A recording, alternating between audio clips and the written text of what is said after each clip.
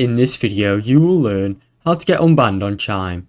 To get unbanned on Chime, follow these simple steps. First, reach out to Chime's customer support and inquire about the reason for your ban. Contact them through the Chime mobile app via the help section. You can do this via the Chime website via the contact us page or calling their customer support at this number. Understand the reason. Chime typically provides an explanation if your account has been suspended or closed due to a violation in their terms of service.